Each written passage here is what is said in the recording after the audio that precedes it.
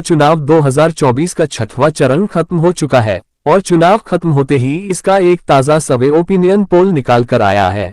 दोस्तों, इस opinion poll के आते ही देश की जनता में हड़कंप मच गया है, क्योंकि जहां 5 चरणों की वोटिंग के बाद ऐसा लग रहा था कि इंडिया गठबंधन इस बार बीजेपी को बहुत बुरी तरीके से हराएगा, तुरंत इस 6वें चरण में वो हुआ है जिसके बारे में इंडिया गठबंधन के समर्थकों ने कभी सपने में भी नहीं होगा, क्योंकि 6वें चरण में बीजेपी ने फिर एक बार अपनी वापसी की है और इस चुनाव को और भी दिलचस्प बना दिया है। जहां एक और यह चुनाव इंडिया गठबंधन की ओर झुकता जा रहा था, परंतु 6वां चरण आते ही चुनाव के आंकड़ों में वह परिवर्तन हुआ है जिसका इंतजार सभी मोदी भक्तों को था। तो चलिए दोस्तों, आज की वीडियो में जानते हैं कि इस चरण ऐसा क्या हुआ है जिसके कारण कांग्रेस की नींदें उड़ गई है। 6वें चरण के ओपिनियन पोल के जरिए जानते हैं कि किस पार्टी को कितनी सीटें मिल रही है और किसकी हो रही है हार और कौन बनेगा हमारे देश का अगला प्रधानमंत्री। जानने के लिए वीडियो अंत तक अवश्य देखें। दोस्तों, वीडियो शुरू करने से पहले आपसे बनती है कि आप चैनल पर नए हैं तो चैनल को सब्सक्राइब करना बिल्कुल भी ना भूलें और यदि वीडियो पसंद आए तो वीडियो को एक लाइक भी अवश्य कर दें। दोस्तों, सबसे पहले हम बात करते हैं भारत के हिमाचल राज्य के ताजा ओपिनियन पोल के बारे में। हिमाचल राज्य में लोकसभा की कुल 4 सीटें मौजूद है, जिसमें से 2 सीटें बीजेपी पार्टी के खाते में तो वहीं दूसरी और 2 ही सीटें इंडिया गठबंधन के खाते में जाती हुए दिखाई दे रही है। तो चलिए इसी के साथ अब बात करते हैं भारत के अगले राज्य उत्तराखंड के बारे में। उत्तराखंड में लोकसभा की कुल 5 सीटें मौजूद है, जिसमें से 3 सीटें भाजपा गठबंधन इंडिया खाते में जाते हुए दिखाई दे रही है, तो वहीं दूसरी और 2 सीटें इंडिया गठबंधन के खाते में जाने का अनुमान लगाया जा रहा है। तो दोस्तों, इसी के साथ बात करते हैं देश के अगले राज्य हरियाणा के बारे में। हरियाणा में लोकसभा की कुल 10 सीटें मौजूद है। हरियाणा में भाजपा गठबंधन एनडीए के खाते में मात्र 2 ही सीटें आती हुई दिखाई दे रही है, तो वहीं दूसरी और इंडिया गठबंधन के खाते में 5 सीटें आने का अनुमान लगाया जा रहा है। हरियाणा में अन्य के खाते में 2 सीटें आने का अनुमान लगाया जा रहा है। दोस्तों, लोकसभा चुनाव 2019 में भाजपा गठबंधन एनडीए ने हरियाणा की 10 सीटों अपने नाम की थी, परंतु इस बार बीजेपी पार्टी हरियाणा में मात्र 3 ही सीटों पर अपना कब्जा कर पाए है। इसका सबसे मुख्य कारण यह है कि इसी वर्ष हरियाणा में खिलाड़ियों का आंदोलन हुआ था। यह आंदोलन भाजपा के नेता बृजभूषण के खिलाफ था, परंतु बीजेपी सरकार ने बृजभूषण के खिलाफ कोई भी कार्यवाही नहीं की, जिसके चलते खिलाड़ियों के मन में बीजेपी की प्रति गुस्सा बढ़ गया और यही वह कारण है जिसके कारण इस लोकसभा चुनाव में हरियाणा में बीजेपी की हार हो रही है, क्योंकि एक समय पर हरियाणा को बीजेपी का गढ़ माना जाता था। तो चलिए इसी तरह हम बात करते हैं देश के अगले राज्य छत्तीसगढ़ के ताजा ओपिनियन पोल के बारे में। छत्तीसगढ़ में लोकसभा की कुल 11 सीटें मौजूद है, जिसमें से बीजेपी गठबंधन एनडीए के खाते में 6 सीटें आने का अनुमान है, तो वहीं दूसरी ओर इंडिया गठबंधन के खाते में 5 सीटें जाती हुई दिखाई दे रही है। दोस्तों, लोकसभा चुनाव 2019 में बीजेपी पार्टी के खाते में कुल 9 सीटें छत्तीसगढ़ से आई थी, परंतु इस बार छत्तीसगढ़ में भी बीजेपी पार्टी की सीटें काफी गिर रही है। तो चलिए इसी तरह बात करते हैं देश के अगले राज्य पंजाब के बारे में। पंजाब में लोकसभा की कुल 13 सीटें मौजूद है। पंजाब में आम आदमी पार्टी की सरकार है। यहाँ के मुख्यमंत्री भगवंत सिंह मान है, जो कि एक आम आदमी पार्टी से आते हैं और आम आदमी पार्टी इस बार इंडिया गठबंधन से मिली है, जिसके चलते पंजाब में इंडिया गठबंधन के खाते में 8 सीटें जाने का अनुमान है, तो वहीं दूसरी और अन्य पार्टी के खाते में 5 सीटें जाती हुई दिखाई दे रही है। दोस्तों, पंजाब राज्य से बीजेपी पार्टी का शुक्र ही साफ हो गया है। पंजाब में बीजेपी के खाते में एक भी सीटें नहीं आई है। तो चलिए दोस्तों, इसी के साथ अब हम बात करते हैं देश के अगले राज्य असम के ताजा सर्वे ओपिनियन पोल के बारे में। असम में लोकसभा के कुल 14 सीटें मौजूद हैं, जिसमें से 8 सीटें भाजपा गठबंधन एनडीए के खाते में गई है, तो ही दूसरी और मात्र 4 ही सीटें इंडिया अलायंस के खाते में जाते हुए दिखाई दे रही है। असम राज्य में अन्य के खाते में 2 सीटें आने का अनुमान लगाया जा रहा है। तो चलिए अब हम बात करते हैं देश के अगले राज्य झारखंड के ओपिनियन पोल के बारे में। दोस्तों, झारखंड में भी लोकसभा के कुल 14 सीटें मौजूद है, जिसमें से मात्र 4 सीटें बीजेपी पार्टी के खाते में, तो वहीं दूसरी और 8 सीटें इंडिया गठबंधन के खाते में जाते हुए दिखाई दे रही है। झारखंड में अन्य के खाते में 4 सीटें आने का अनुमान लगाया जा रहा है। तो चलिए दोस्तों, इसी के साथ अब हम बात करते हैं देश के अगले राज्य तेलंगाना के बारे में। तेलंगाना में लोकसभा की कुल 17 सीटें मौजूद है, जिसमें से भाजपा गठबंधन एनडीए के खाते में मात्र 3 ही सीटें आई है, तो वहीं दूसरी ओर इंडिया अलायंस के खाते में 10 सीटें आती हुई दिखाई दे रही है। तेलंगाना में अन्य पार्टी के खाते में कुल 3 सीटें आने का अनुमान लगाया जा रहा है। दोस्तों, देश के दक्षिणी राज्य में बीजेपी पार्टी की हालत काफी खराब है। यहाँ पर उन्हें ज्यादा सीटें प्राप्त नहीं हुई है। तो इसी के साथ अब हम बात करते हैं देश के अगले राज्य केरल के ताजा सर्वे ओपिनियन पोल के बारे में। केरल में लोकसभा के कुल 20 सीटें मौजूद हैं, जिसमें से भाजपा गठबंधन एनडीए के खाते में एक भी सीट नहीं आई है। तो वहीं दूसरी ओर इंडिया गठबंधन के खाते में 20 और सीटें जाती हुई दिखाई दे रही है। केरल राज्य में इंडिया गठबंधन क्लीन स्वीप करके अपनी भारी मतों से सरकार बना रही है। तो चलिए अब हम बात करते हैं गोवा राज्य के ताजा सर्वे ओपिनियन पोल के बारे में। गोवा में लोकसभा की कुल 2 ही सीटें मौजूद है। गोवा में भाजपा गठबंधन एनडीए के खाते में एक सीट आई है, तो वहीं दूसरी ओर इंडिया अलायंस के खाते में भी एक ही सीट आ सकी है। तो चलिए इसी के साथ बात करते हैं देश के अगले राज्य मेघालय के बारे में। मेघालय में भी लोकसभा की 2 ही सीटें मौजूद है और यहाँ पर भी एक सीट भाजपा गठबंधन एनडीए के खाते में, तो दूसरी सीट इंडिया अलायंस के खाते में जाती हुई दिखाई दे रही है। चलिए इसी के साथ अब हम बात करते हैं अरुणाचल प्रदेश के ताजा सर्वे ओपिनियन पोल के बारे में। अरुणाचल प्रदेश में लोकसभा की 2 सीटें मौजूद है, जिसमें से भाजपा गठबंधन एनडीए के खाते में एक सीट आई है, तो वहीं दूसरी ओर इंडिया अलायंस के खाते में भी एक सीट इंडिया गठबंधन के खाते में जाने का अनुमान लगाया जा रहा है।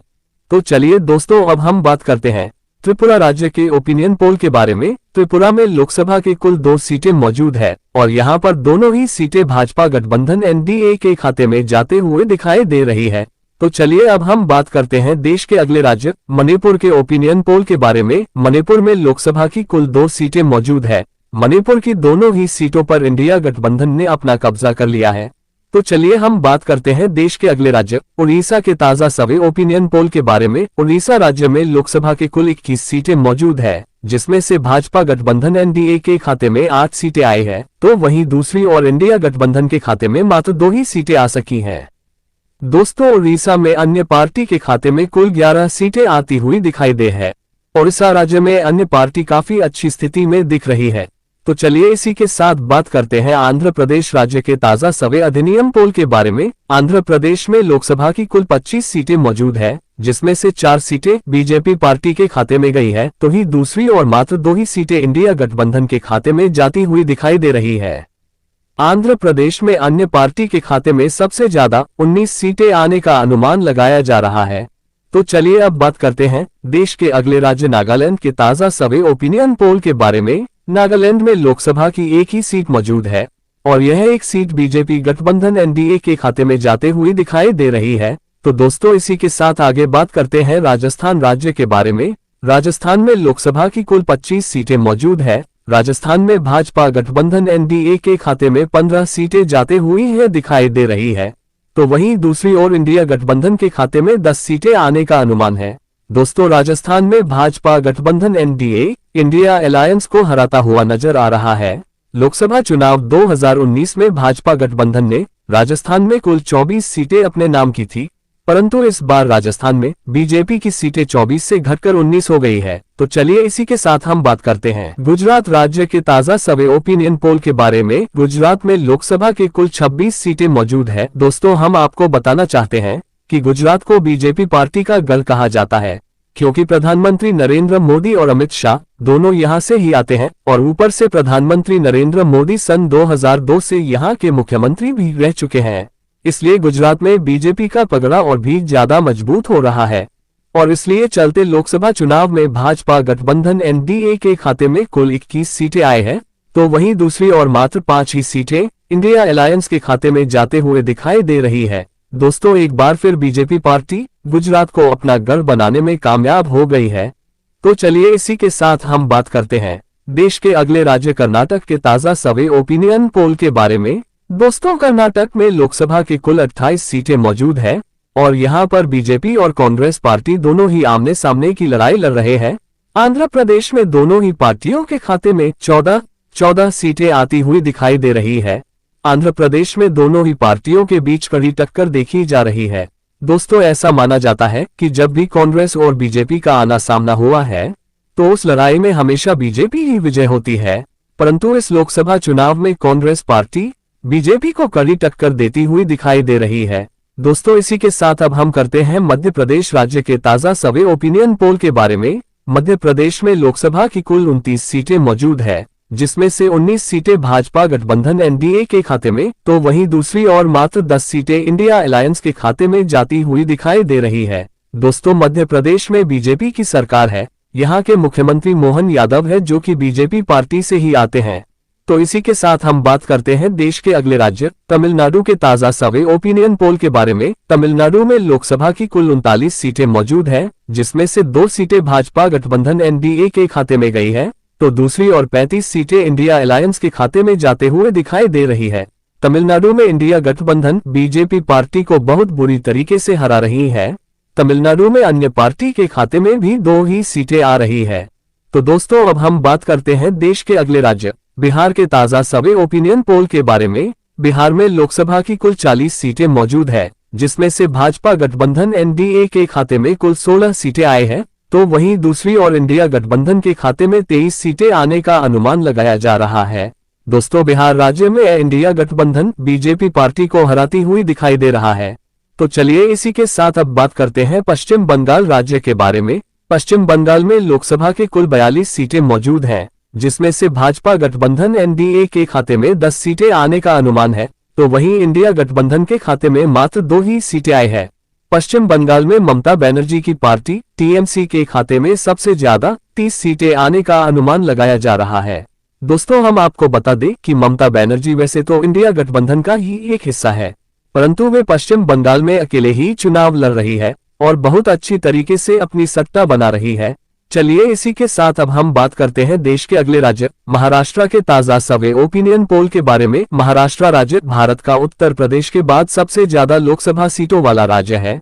महाराष्ट्र में लोकसभा के कुल 48 सीटें मौजूद है। महाराष्ट्र को बीजेपी पार्टी का गढ़ माना जाता था, क्योंकि हर बार बीजेपी पार्टी और शिवसेना महाराष्ट्र में एक साथ चुनाव लड़ते थे, परंतु इस बार शिवसेना इंडिया गठबंधन से जाकर मिल गई है और किसी कारण बीजेपी के खाते में महाराष्ट्र से मात्र 19 ही सीटें आए हैं, तो वहीं दूसरी ओर इंडिया गठबंधन के खाते में कुल 27 सीटें आने का अनुमान लगाया जा रहा है। महाराष्ट्र में भी बीजेपी पार्टी की हालत काफी बुरी चल रही है, क्योंकि एक समय पर महाराष्ट्र को भी बीजेपी पार्टी का गढ़ माना जाता है, परंतु इस बार इंडिया गठबंधन बीजेपी के उस गढ़ को भेदने में कामयाब हो गई है। तो चलिए इसी के साथ बात करते हैं सिक्किम राज्य के ओपिनियन पोल के बारे में। दोस्तों, सिक्किम में एक ही लोकसभा की सीट है, जो कि अन्य पार्टी के खाते में जाती हुई दिखाई दे रही है। दोस्तों, अब हम बात करते हैं देश के सबसे बड़े राज्य यूपी के ताजा सर्वे ओपिनियन पोल के बारे में।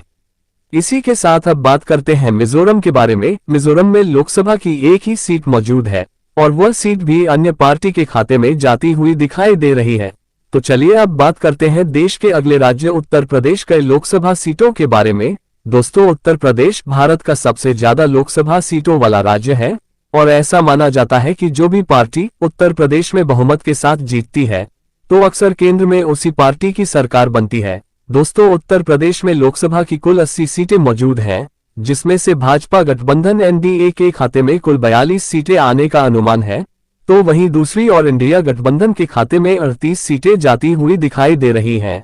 दोस्तों, इस बार भी बीजेपी पार्टी उत्तर प्रदेश में विजयी होती हुई नजर आ रही है, परंतु लोकसभा चुनाव 2019 में बीजेपी पार्टी ने उत्तर प्रदेश में एक तरफा जीत हासिल करी थी। उस चुनाव में बीजेपी के खाते में लगभग 62 सीटें उत्तर प्रदेश से आई थी, तो वहीं दूसरी ओर कांग्रेस पार्टी के खाते में मात्र एक ही सीट आ सकी थी।